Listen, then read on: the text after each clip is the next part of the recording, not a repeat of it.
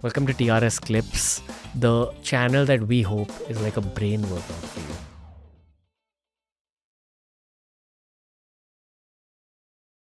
सरल सा सवाल है आज के ज़माने में। आई वुड स्टिल से कि अगर आपकी ग्रेजुएशन आईआईटी से हुई, एज अ 21-22 ईयर ओल्ड आपको एक बहुत हेल्दी पे पैकेज मिल सकता है। करेक्ट। बट अक्सर वो पे पैकेज कितने का रहता है? सो आज से करीब 10 साल पहले जब मैं ग्रेजुएट कर रहा था तब आईआईटी का एवरेज हुआ करता था 10-12 लाख का। I keep going for college placements वगैरह टू आईआईटी। अभी ये नंबर करीब 16 से 18 के आसपास आ गया है, डिपेंडिंग ऑन आप obviously this also varies very strongly on top IIT versus नए आईआईटीज़ में थोड़ा कम है, बट आई वुड से नए आईआईटीज़ में ये नंबर अब 12-14 के आसपास है और पुराने वालों में दिस इज़ नाउ आराम से 18 से 20 के आसपास। मुझे याद आ रहा है जब मैं कॉलेज में था तो अगर किसी को 9 लाख या 8 लाख का पैकेज मिला तो दूसरे लोग हंसते थे उन पे। Correct. And I feel that's kind of wrong, because as your career moves forward आप ये समझते हो कि लॉन्ग टर्म ग्रोथ आपको लॉन्ग टर्म में ही मिलती है। Correct. That's just the beginning. And pay packages don't mean much, but in saying that, keeping this pay package in mind, मैं आपसे ये भी पूछना चाहूँगा कि ग्लोबली स्पीकिंग अगर आपने खुद का नज़रिया बदला and you try getting a job से इन यूएई या यूरोप ऑस्ट्रेलिया वगैरह, करेक्ट। तो फिर ये पे पैकेज पॉसिबिलिटीज़ को क्या होता है? सो आई थिंक एक बड़ा अच्छा इसमें इंटरेस्टिंग माइंडसेट है कि जब आप डॉलर पर आवर में खुद को वैल्यूएट करने लगते हो तो सडनली आपको रियलाइज़ होता है कि 15 लाख का पैकेज जो आपको सडनली बहुत हाई लग रहा था इंजीनियरिंग कॉलेज में, वो सडनली उतना अच्छा नहीं लगता। And also the currency arbitrage for, because India में the rupee is not doing that well generally is very good, right. So जैसे अभी हमारे कुछ स्टूडेंट्स की दुबई में प्लेसमेंट हुई है, उनकी सैलरी स्टार्ट ही होती है 30-40 हज़ार दिरहम पर मंथ से। वो कितना होता है वो हो गया करीब आज के हिसाब से आप लगाओ तो 40,000 दिरहम हो गया, ऑलमोस्ट 10 लाख रुपए महीना per month? per month, right? So that's almost 1 crore just by moving from India to Dubai For a 22-year-old? for a 25-year-old. For a 25-year-old, Right. that's not bad. That's not bad, right? अभी जो बच्चे for example अभी हमारी student है जो China के एक VC fund के साथ इंटर्न कर रही है, दे पे हर $80 an hour, राइट। एंड चूंकि वो पर आवर का रेट है, उसका इंटर्नशिप स्टाइपेंड ही हर महीने बन के आ रहा है करीब $2,500 महीने का।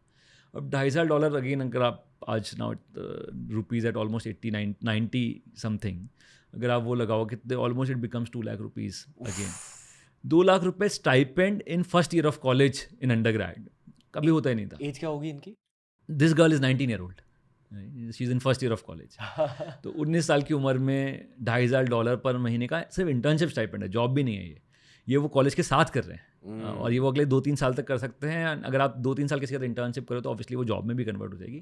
इसमें सबसे अमेजिंग बात ये है कि ये जॉब चाइना में है, वो खुद सिंगापुर बेस्ड है अभी, तो she doesn't even have to go to office every day. ऐसा नहीं कि आप रोज़ सुबह 9 से 5 ऑफिस में बैठे हो ये 2 लाख रुपए के स्टाइपेंड के लिए, आप रिमोटली कर रहे हो।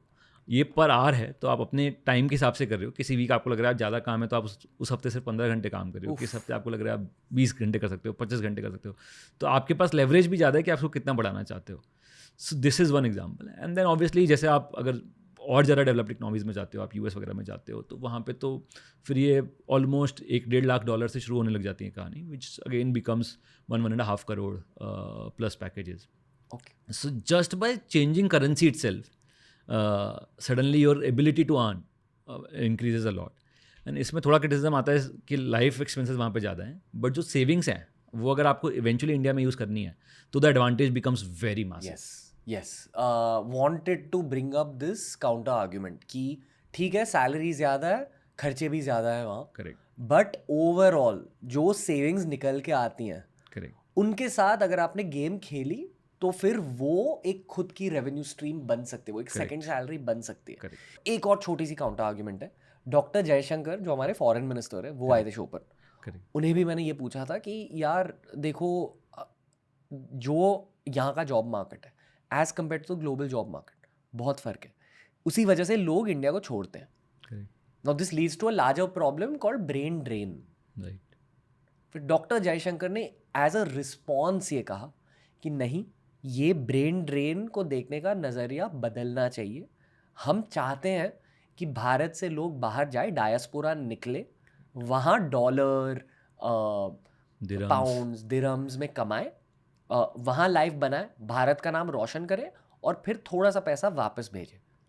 इनफैक्ट अगर आप इंग्लिश बोल ले तो थोड़ी बहुत, वो एक बहुत बड़ा प्रिविलेज है आज के ज़माने में। Should utilize it to build a career abroad and fuel money back to your own country. अब एक्चुअली वहाँ रहकर शायद भारत को और भी ज़्यादा हेल्प कर सकते हो। Fair to say all I think दो चीज़ें हैं, एक तो like the soft power itself, right, कि अब if you look at for example tech as a industry, right, because इतने सारे इंडियंस ने वहाँ पे इतना अच्छा काम किया है कि इंडिया की सॉफ्ट पावर बनी है कि यार टेक्नोलॉजी में we are ahead of everybody else. मुझे नहीं लगता कि वो सॉफ्ट पावर बन पाती अगर वो सारे इंजीनियर्स इंडिया में ही काम कर रहे होते। सो आई थिंक वो एक बहुत बड़ा एडवांटेज है। दूसरा, जैसा आपने कहा कि फाइनेंशियली ऑल्सो इतना ज़्यादा फॉरेन करेंसी इंडिया में वापस रेमिट होता है बाय ऑल द भारतीय जो बाहर रह रहे हैं और जो अपने घर पे पैसे वापस भेज रहे हैं। मुझे लगता है it is a very big part of our economy. In fact अभी जो रिसेंटली जब उस पर टैक्सेशन की बात आई थी तो वी रियलाइज कि कितना बड़ा वो अमाउंट है जो सारे इंडियंस जो बाहर दूसरे देशों में रह रहे हैं जब वो वापस भेजते हैं, big part of our economy. तो आई थिंक फुली एग्री कि एक तो आप वहाँ जाकर देश का नाम रोशन कर रहे हैं, सॉफ्ट पावर बना रहे हैं अलग अलग चीज़ों में, और एक आप जब वो पैसे वापस भी भेज रहे हैं तो भी फाइनेंशियली लोग बेटर कर पा रहे हैं।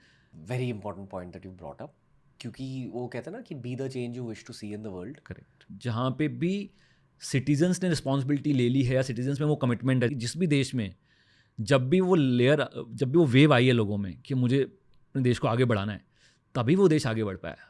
मुझे नहीं लगता कि गवर्नमेंट बिना लोगों के बाय इन के, बिना लोगों के कमिटमेंट के कि देश को आगे पुश करना है, वो कर सकते हैं। जैसे जापान में भी हमने देखा जो पूरी वेव आई थी आफ्टर वर्ल्ड वॉर 2, जब लोगों ने बोला कि यार हमें देश को पूरा रीबिल्ड करना है स्क्रैच से, उसके लिए जो भी चाहिए होगा हम करेंगे, तभी वो देश इतनी तेज़ी से आगे बढ़ा डिस्पाइट पूरा डिवास्टेट हो जाने के बाद। चाइना में भी सेम स्टोरी थी, जब वो जो 20-30 साल चाइना इतना तेज़ी से ग्रो कर रहा था, वो इसलिए था क्योंकि लोग कमिटेड थे कि देश को आगे पुश करना है। अभी हमारे बच्चे सिंगापुर में स्टडी कर रहे हैं ना, जस्ट मीटिंग वहाँ पे किसी को जो वहाँ के पीएम के बहुत क्लोज हैं, उन्होंने भी यही स्टोरी बताई कि सिंगापुर एक बहुत छोटा देश है बट फिर भी पिछले 30-40 देशों में वो वर्ल्ड की आज टॉप 3 टॉप 4 इकनॉमीज़ में आता है when you look eight GDP per capita. वो इसीलिए है क्योंकि हर सिंगापुरियन कमिटेड था कि हमें अपने देश को बहुत आगे बढ़ाना है, बहुत आगे पुश करना है। इसलिए फिर करप्शन जैसी चीज़ें बहुत कम हो जाती हैं क्योंकि आपको देश से प्यार है, आप देश का गलत करके आप वो चीज़ नहीं करोगे। तो आई थिंक लोगों का कमिटमेंट तो बहुत ही ज़्यादा इंपॉर्टेंट है।